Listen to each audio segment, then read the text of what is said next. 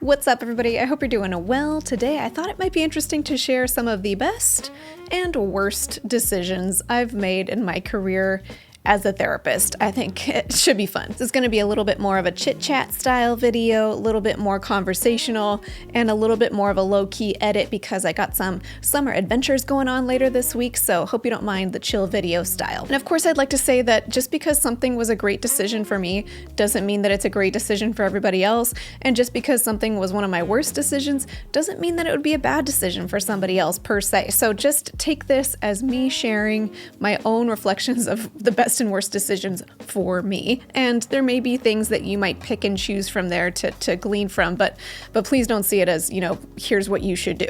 Part of why I felt like sharing the best and worst decisions I've made as a therapist is because I really feel satisfied with my career right now, and I get that I have a very unconventional career setup where I'm just seeing therapy clients part-time, and then I have this online business, but even rewinding back to before private practice skills when I was seeing therapy clients full-time in private practice, I also was really happy with my career back then as well. So I thought I might as well share with you all, and you can take or leave whatever you want from what I share. Okay, so let's first dive into what, in my opinion, were some of the best decisions I've made so far in my career. The first, and I think best decision I've made throughout my entire career is following my gut.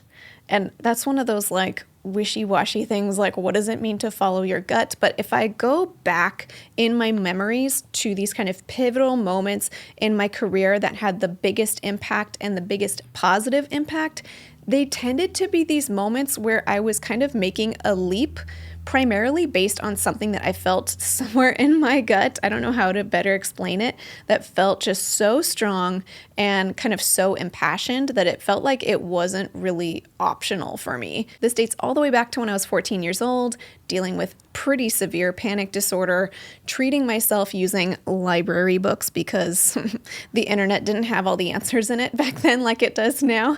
And after doing systematic desensitization on myself and having great success, and after having a very, very terrible therapist for one session, I decided I think I could do a better job at this than that very inappropriate therapist that I had, and I'm only 14. So if I get some training, imagine what I could do. And I just felt like this is my destiny. So I followed it, and it didn't waver at all from 14 until now. That was just me following my gut. I just knew. And that sensation of following my gut really did serve me throughout my career, where I made a lot of career pivots, but they all just felt like they came from in my gut somewhere. Another approach to my decisions that has proven to be successful overall is whenever I'm at a fork in a road making a decision, rather than asking the question, can I actually do that? Instead, I try at least to intentionally ask the question, what's stopping me from doing that? Why not? Why can't I do that?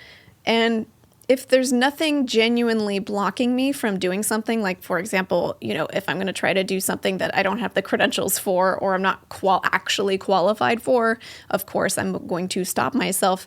But if I have something that feels like a reach or a dream or just completely a fantasy that might not be possible, if it's legal and ethical for me to try approaching that thing that I'm passionate about, I'm going to just try it and be okay with it not working, but I'm going to try it rather than stopping myself with a question like, oh, is it even okay for me to do that, and just not even trying. When I finished graduate school and I was only 25 and getting offered a position in a private practice to do my postdoc hours, thinking can I be in private practice as a 25-year-old?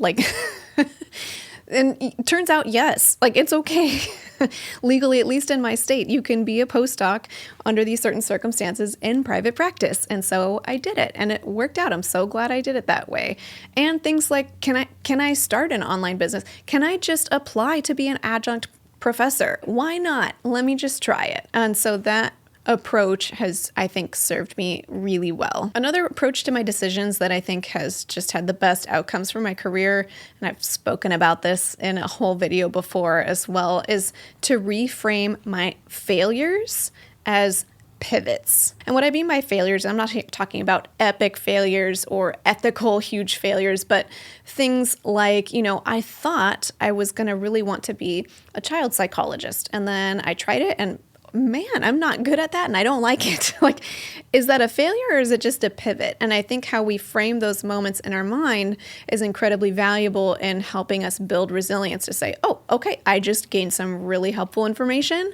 I am kind of tempted to feel like a failure, but actually this is an opportunity for a pivot. So if it's not that, what is it then? Let's explore. All those failures are really just pivots. And I think making that mindset shift really helps make decision-making a lot simpler. Like, I'm willing to try this, and if it fails, I will pivot. Okay, I'm looking at my notes and seeing the next best decision on my list and realizing like this one actually I think is the most important one on this list, even though I know earlier I said going with my gut was the most important one.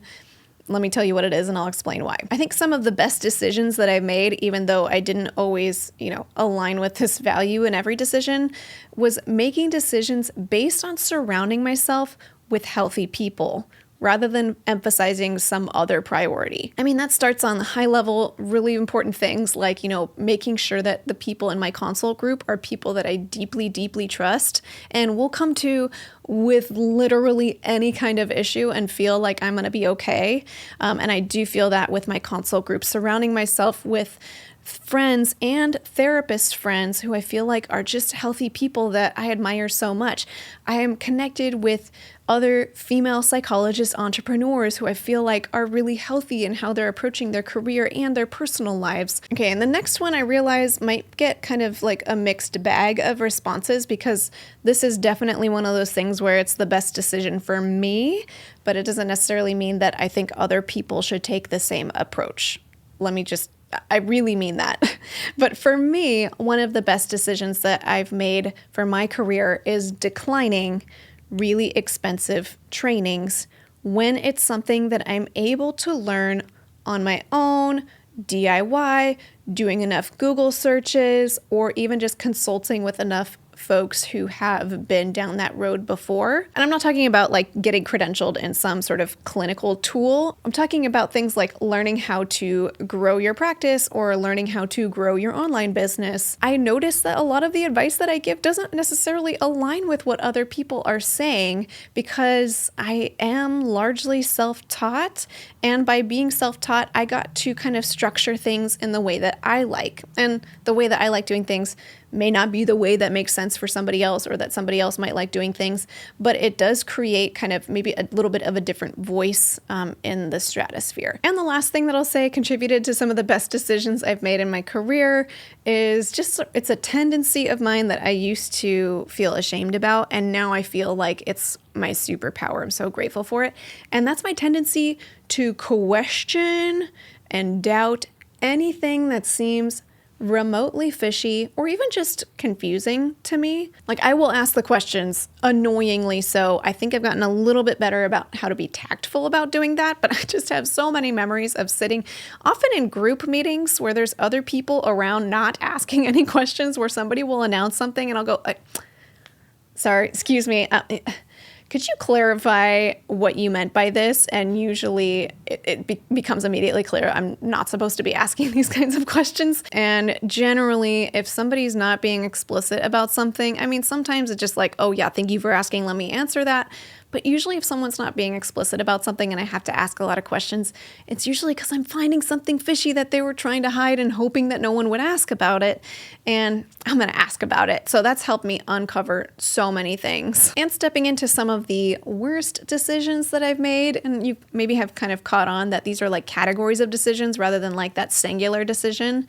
But some of the worst decisions I've made in my career have been connected to me taking the advice of people that I didn't really respect, but I felt like I needed to take their advice because they seemed to have more authority or more experience than I did. And I've heard all kinds of advice from people who seem to know better than me, or like they're supposed to know better than me, that has just been proven not true, like that I wouldn't be able to be successful in private practice, that I'd need to, publish my dissertation in order to launch my career, that I'd never make money from an online business, like on and on and on. And these people who sort of quote unquote know better, well, it turns out they were wrong, at least for me. And yeah, it was generally advice from people that I didn't particularly respect to begin with. So I already had enough information to say I don't need to listen to what they're saying. And another variable that kind of led to worse decisions along the way in my career was hurrying. Like any point along my career, hurrying just took me out of my body, really. And I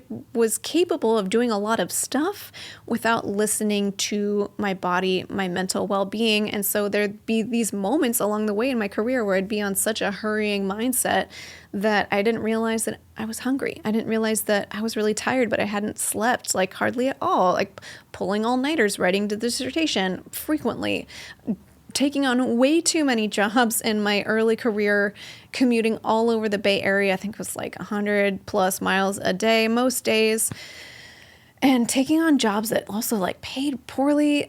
Anyway, I made so many poor decisions when I was hurrying, and just maybe hurrying was a symptom of something beneath that. I think it is, but if I'm in a hurried state, I think it's just a signal that I'm probably not attuned to making wise choices in that moment. That's a good moment to hit pause, slow down, and access any tools to help me not hurry so I can get back into my body and, get back into listening to my gut and all of that. And the third contributor to some of my worst decisions was saying yes to opportunities simply because I was excited that I was offered the opportunity, even if it didn't align at all with like any of my projected goals, and even if it costs me something. This is kind of a silly example, but I just remember it so prominently from graduate school. I signed up for an extra internship.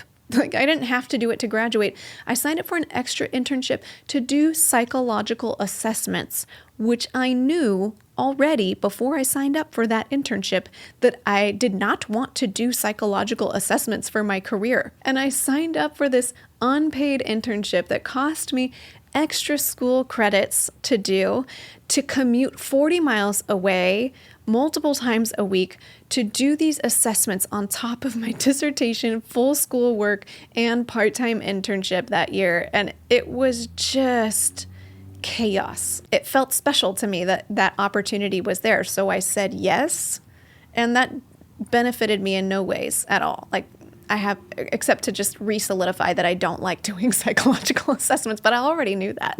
I'm sure there's more things I could say, but that's the end of my notes for today, and I feel like I already said quite a bit already. So I hope you enjoyed going on like a little bit this walk down memory lane with me, and just reflecting on what sorts of things have helped me make the best decisions in my career, and what variables have kind of contributed to my worst decisions.